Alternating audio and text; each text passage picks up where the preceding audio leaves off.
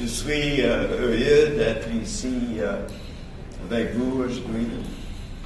Pour moi, c'est un anniversaire très important parce que c'est il y a 40 ans exactement, en 1973, que l'hôpital Royal Victoria a commencé la planification pour le service de soins palliatifs chez nous.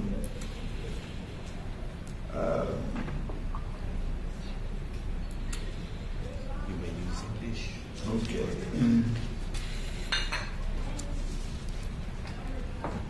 Patrick m'a invité à faire quelques brefs commentaires sur l'euthanasie pour éviter votre souffrance. Je vais parler en anglais.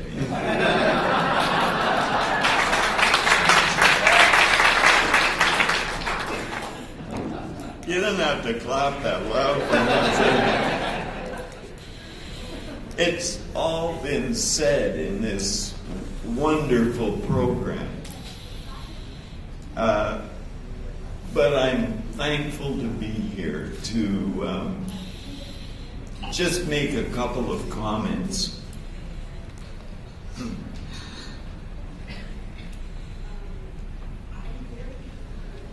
The current debate and discussion, I think, is misunderstood often by the general public,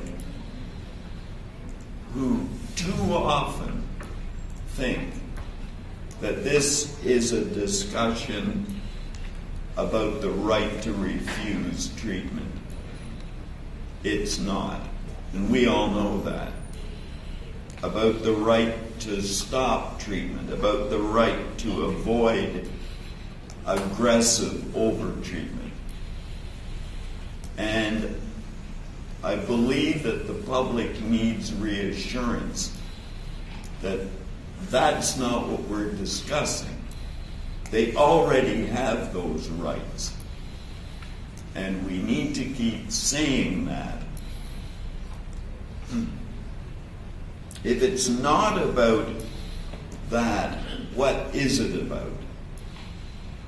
In my opinion, and I've been caring for people who are actively dying for 40 years now, in my opinion, what it's about is the rights of the collective of society versus the rights of the individual. We have a problem, I would suggest, with, in our culture, in our Western world, with the feeling that it's all about me.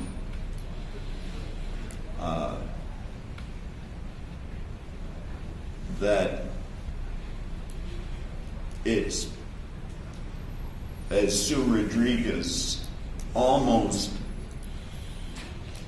had put through 20 years ago, it's about me.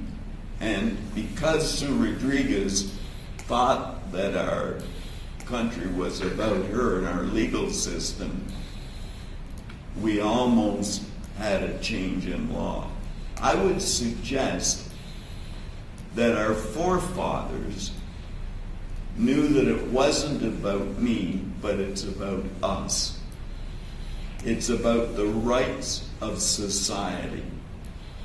They understood that because when there was typhoid, when there was yellow fever, when there was the Black Death, when there was cholera, when there was leprosy, there was a recognition by society that our corporate right as a society took precedence over the individual right.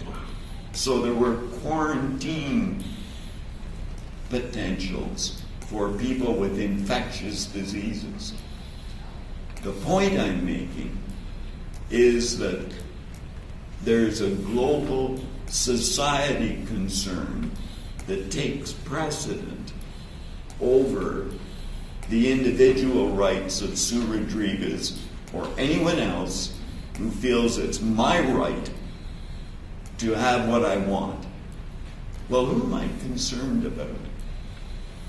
The problem with euthanasia and legalizing physician-assisted suicide is that it puts at risk the most vulnerable among us. Who am I thinking of? I'm certainly thinking of the handicapped. Why is it every time this comes up in Canada, in Quebec, it's the federations for the handicapped that are first to say no? Why is that? It's because they feel that they are placed in a position of risk once it's someone's decision, once it's legalized to end lives. Because I've been treating the act and caring for and accompanying those who are actively dying for 40 years, I'm concerned particularly about the other group who are very vulnerable, and that is the elderly, and that is the people who are vulnerable and no longer of any use to society or who are dying. Let me just give you one clinical situation that always comes to mind in this regard. A man in his late 50s was admitted to the Royal Vic. He'd been an accountant. He'd been a very active contributor to Montreal. He'd had a great marriage.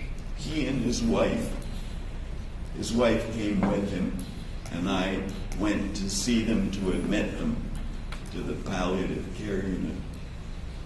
She said, "He's tired. I'll speak for him." And she said, "We've had a great marriage. He's been through enough.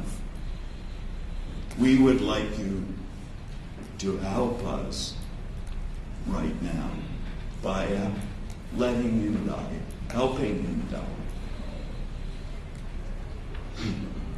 I'll speak for both of us because he's tired. But what we want is euthanasia." And so we talked about our goals and constraints as a palliative care service. I told him that the length of his life was not in our hands, but that to do something about the quality of his life was definitely in our hands. And I'd be very surprised if we couldn't help that. I did the history and physical, went out to the nursing station and wrote up his chart. I wrote the orders. And there was something that bothered me about that interview. About an hour later, I went back in the room, and his wife had gone home. They had 2 adult sons who, in the time he was on the ward, they lived in Montreal, both of them, as I recall, but they weren't in to see him while he was there. The wife had left and gone home to do the things she needed to do, so he was alone. I went in and I sat down and I said, "You know, I just feel a little uneasy." I was touched by your relationship with your wife, and you've been married so many years. But I'll tell you what bothered me. You've been a contributor to Quebec society for almost 60 years. You brought up 2 sons who are successful in business.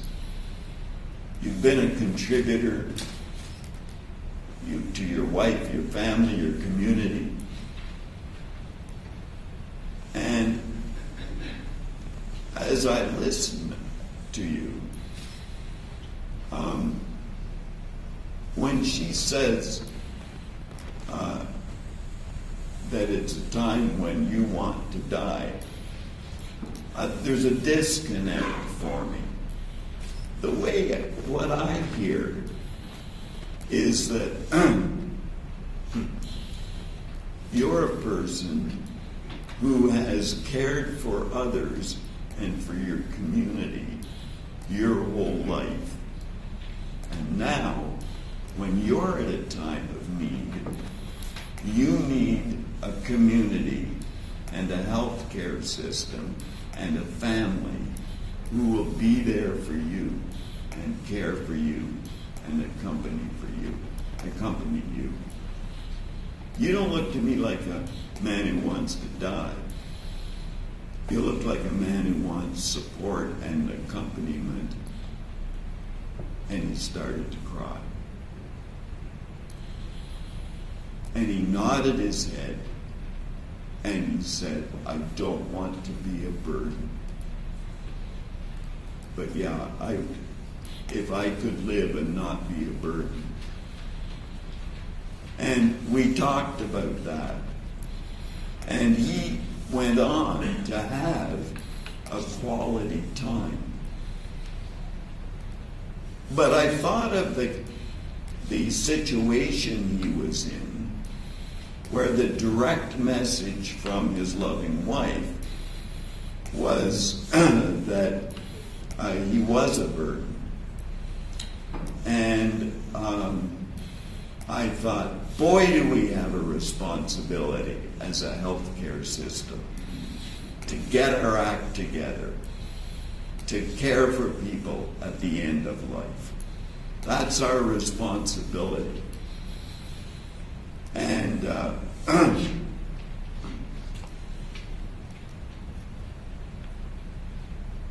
it's one case, but it suggested the power in what Dame Cicely Saunders, who started the modern hospice movement, said when I asked her about her feeling about euthanasia. She said, I am totally against euthanasia and physician-assisted suicide for many reasons. But the most potent is because of the way it places at risk the most vulnerable. And as I heard him say, I really don't want to be a burden, I saw someone who was among the most vulnerable.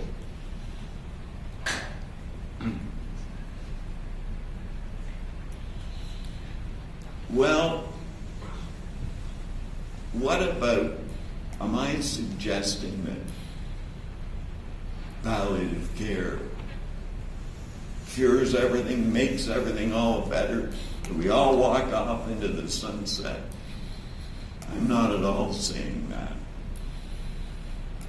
So what about when palliative care fails to control suffering? What are you going to do then? Well, as has been discussed this morning, there are times, I would have to say, in our experience, very infrequent times, if there is a skilled, experienced palliative care team there, very infrequent, We can't make it all better. There are some kinds of physical problems that we can't make better or tolerable or compatible with quality. There are a few, but it's rare. But there are certainly times when we can't make the existential anguish go away. What do you do then, Doc? Well, then you find out what the nature of the suffering is. You find out who that person is, who the loved ones are, what are the healing connections that can make a difference for that person. And over time, explore with them where the quality is hidden and what can bring it out. I always think of Viktor Frankl, who wrote the psychiatrist, who wrote Man's Search for Meaning, who was interned in Auschwitz in the Second World War. And he told me that he wrote Man's Search for Meaning in 8 days after getting out of Auschwitz.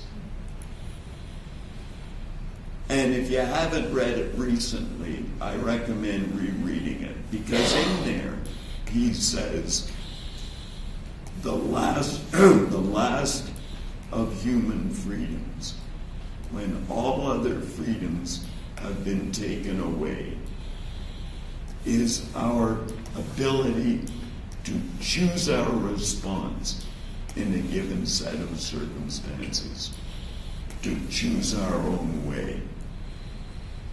Well, that kind of strikes home to me, because I think, if I think I've got it rough, by God, I'm not as in as tough a school as Viktor Frankl was at Auschwitz when he wrote those words. So there is potential there for all of us.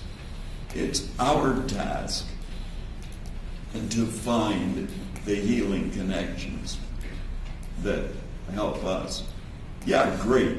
Well, but what about the times when palliative care can't help, Doc? Well, I'll tell you one last case. He was referred from the neuro to us. He had a brain tumor. He had an expressive aphasia and he could no longer speak. He was hemiparetic. He couldn't move his right side. The brain tumor had grown, and as I say, he was no longer able to express himself. We changed some doses, actually, of his steroids and gave him some megadoses, and to my interest, he became able to speak again. And he hadn't been able to speak for some time.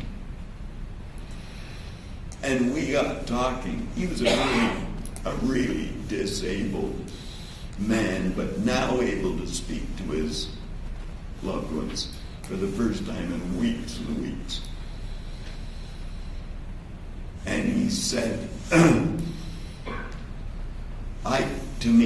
I can't tell you what hell each moment is.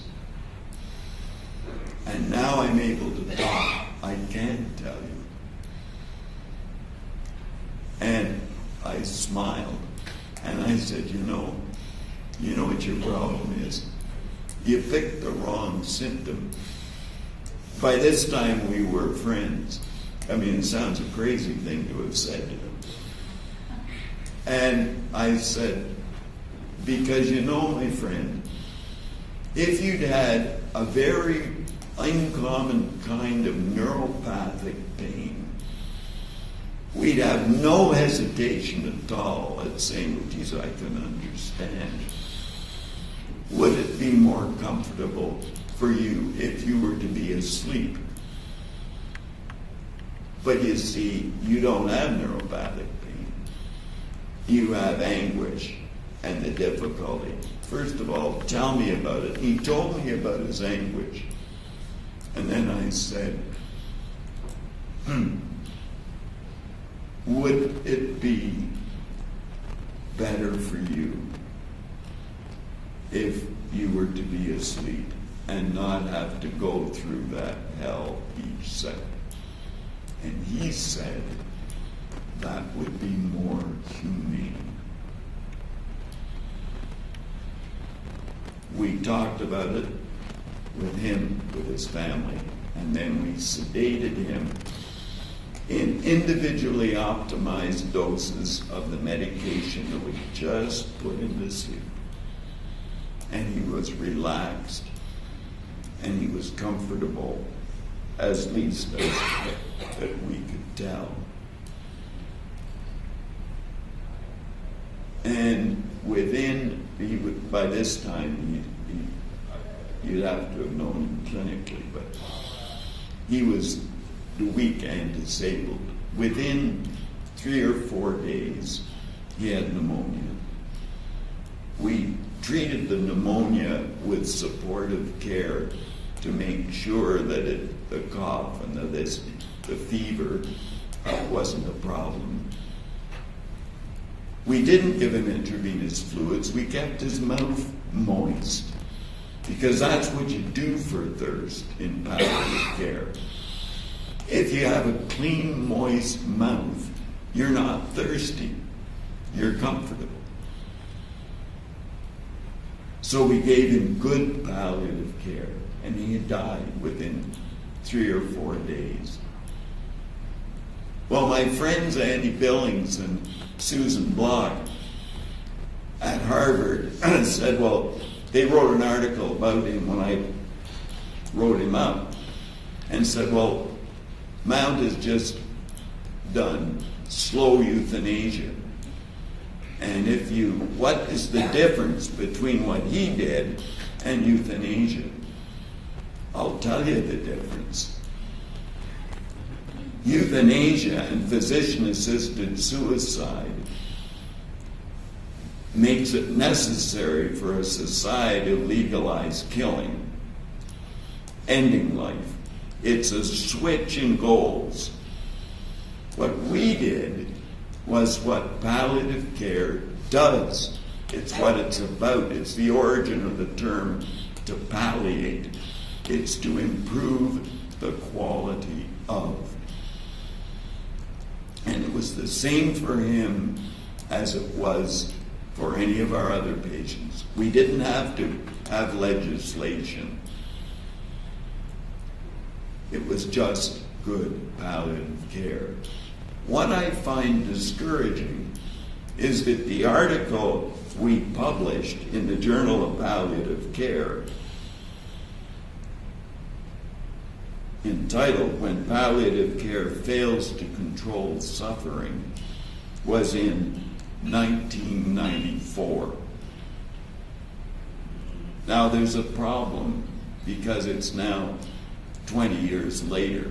And my question to us as a society is, why don't we in Quebec have palliative care more universally available than we do? That's the question we should be.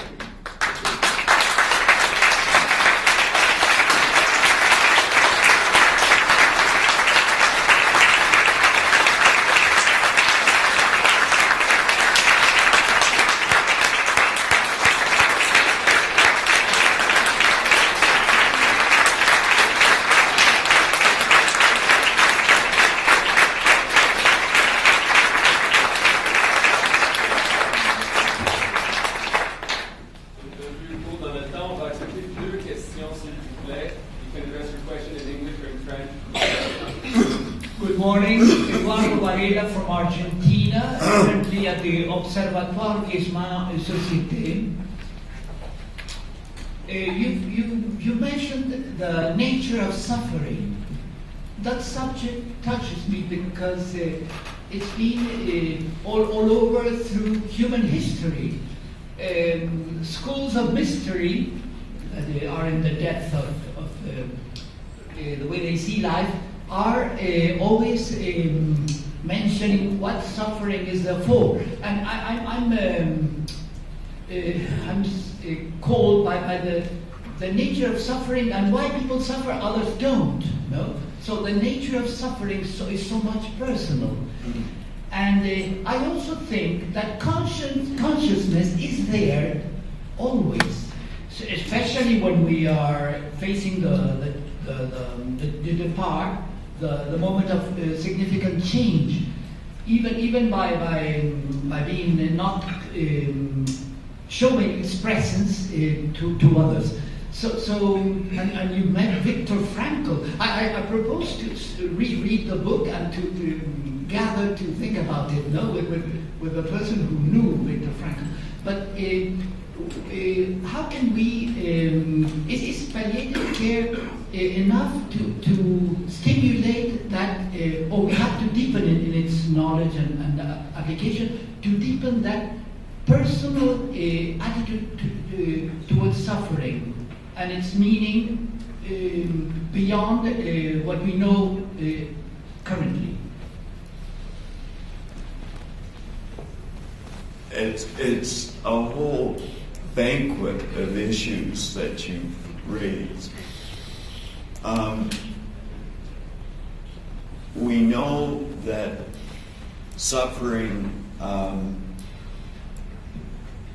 may have its origins in any domain of personhood, and that our awareness of suffering depends on body, mind, and spirit, or physical, psychological, social, existential, spiritual.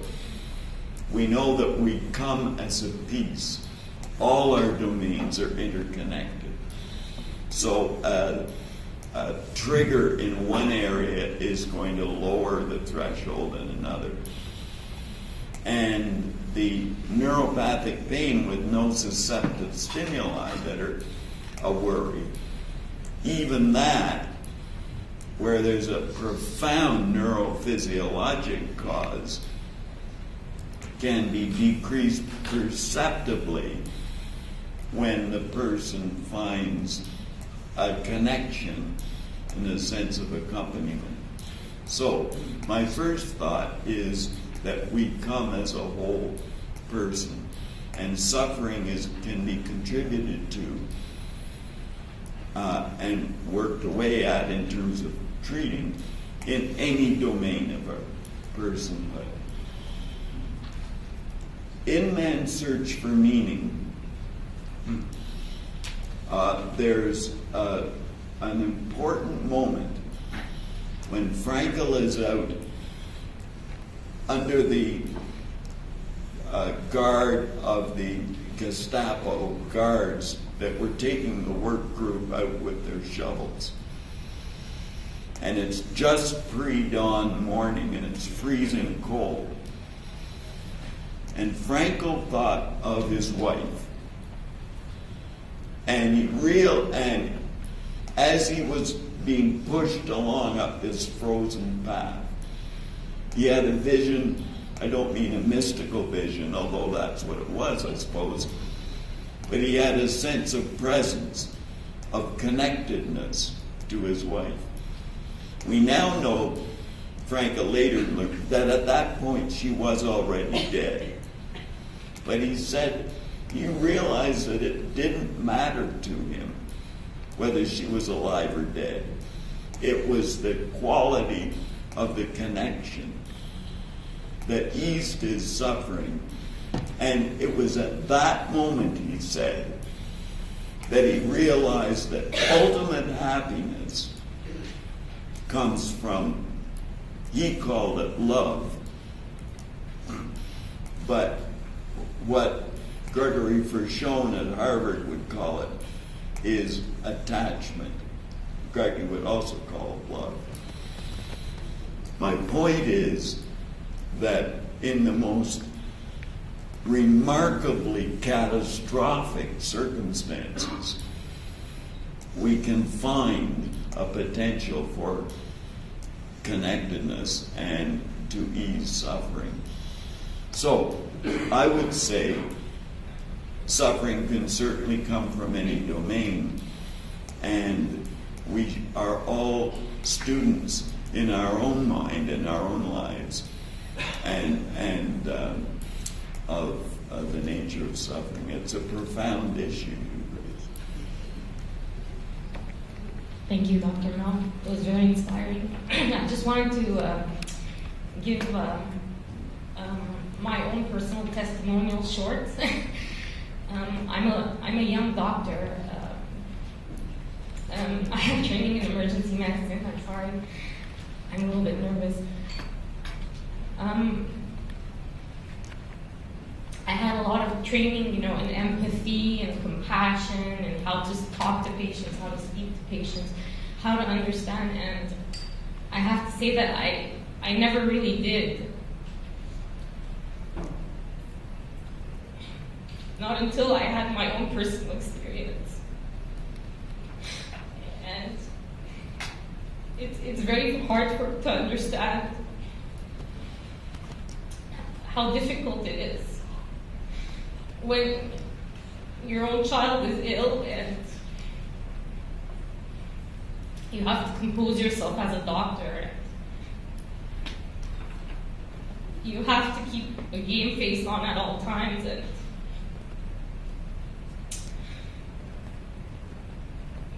the doctors know that you're a doctor, but you become very vulnerable as a patient. And I just wanted to say that I didn't understand how vulnerable I could become until I became that vulnerable, and that's all I had to say. Thank you.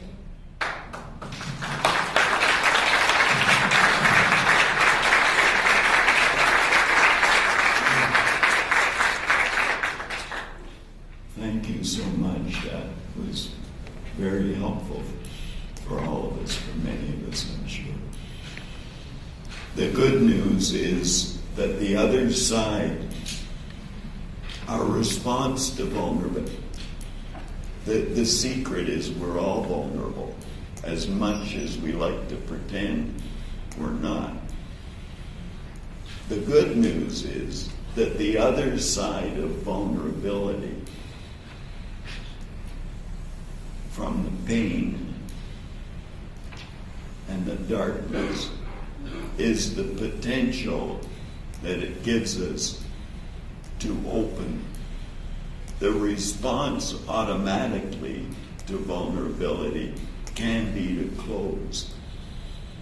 But if we can open and if we use it as a catalyst for forming connections, then we may find another way through. All that just sounds like empty philosophy when you're with your child, I know. But I really would like to thank you for sharing that with us.